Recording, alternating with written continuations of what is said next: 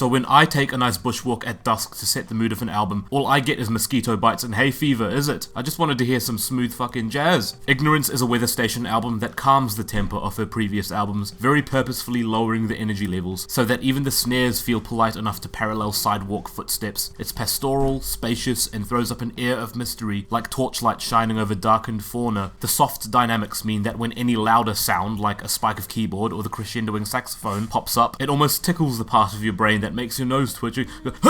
Ignorance is the sort of album that helps you understand that classic acronym, keep it simple, Steve. Steve didn't produce this album, but I'm sure if he did, he'd follow the rule too. Let me yarn to you about the term Sophisti-Pop, which sounds like such an arsey name for a musical genre, and that's because it absolutely is. It refers to the use of jazz and soul influences in a slick, polished production style in pop music. And given that the name ended up being Sophisti-Pop, doesn't that just make you want to cricket bat the coiner's letterbox? Ignorance does fall into that category though, the sort of album so reclusive and meek that its vinyl would best come with a pair of reading glasses. The album's sound reminds me best of Sleep, which I promise isn't a sneak diss. I really mean that as an album with a very sturdy pace, linear movement, always treading forward patiently, capturing the stillness of your body during sleep, but all the instrumentation that flares up around it reminds me of the lucidity of a dream state, the possibility of anything to happen when you're in Mr. Sandman's sandbox. The first half of this track listing is one of the most absorbing stretches of music that you'll get from an album this well behaved. I'd argue that while the slower paced second half doesn't ruin the album, it does have a noticeable lack of the exciting nighttime affection that the first half does. By that I mean all the enchanting instrumental charms that remind you of dew on grass and cicadas and moths and bats. Fuck, why not? They linger very timidly during some of the later tracks, but you just want to beckon them out like,